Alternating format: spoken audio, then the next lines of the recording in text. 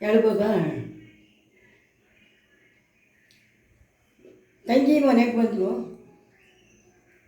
ಅದಕ್ಕೆ ಅಣ್ಣನ ನೋಡೋಕ್ಕೆ ಮುಂದೆ ಅಂದ.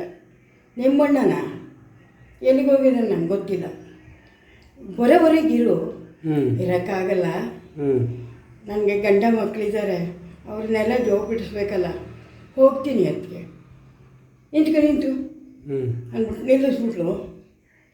ನನ್ನ ತಂಗಿ ಬಂದಿದ್ದಲ್ಲ, ಅವಳಿಗೆ ಏನು ಮಾಡಿದೆ, ಊಟಕ್ಕೆ ಹಾಕ್ತೆ ಇಲ್ವ? ಊಟಕ್ಕೂ ಹಾಕ್ತಿ, ತಿಂಡಿನೂ ಕೊಟ್ಟು ತಿಂದಾಯಿತು. ಅವಳಿಗೆ ಏನು ಕೊಟ್ಟು ಕಳಿಸ್ದೆ? ರಂಗಿಕ್ಕಿದ್ರೆ ರವಕ್ಕೂ ಕೊಟ್ಟೆ, ತಲೆಗೆ ಪಟ್ಟಿ ಬೆಣ್ಣೆ ಕೊಟ್ಟೆ, ತಲೆ ಬಚ್ಕೊಳ್ಳಿ ಅಂತ. ಇನ್ನೇನು ಕೊಡಲಿ ಅಂದ್ಲು. ಆ ಥರ ಅವಮಾನ ಮಾಡಬಾರ್ದಾಗಿತ್ತು. ನಾ ಎಂತೆಂಥ ಸೀರೆ ತೆಗೆದುಕೊಟ್ಟಿದ್ದು ನಿಮಗೆ, ಕೊಡಬಾರ್ದಾಗಿತ್ತು ನನ್ನ ತಂಗಿಗೆ. ಅದು ಬೇರೆ ಕೇಳು, ನನಗೆ ಒಂದ್ರ ಮೇಲೆ ಒಂದು ಸೀರೆ ಇಲ್ಲ, ಅವಳು ಬೇರೆ ಕೊಡ್ತೀನಿ ಬಾ ಅಂತ ಅಂದ್ಬಿಟ್ಟು ಮುಗಿದೋಯ್ತು ಅಲ್ಲಿ ಕತೆ. ಇನ್ನೇನೋ ಜ್ಞಾಪಿಸ್ಕೊಂಡೆ, ಮರ್ತೇ ಹೋಯ್ತು.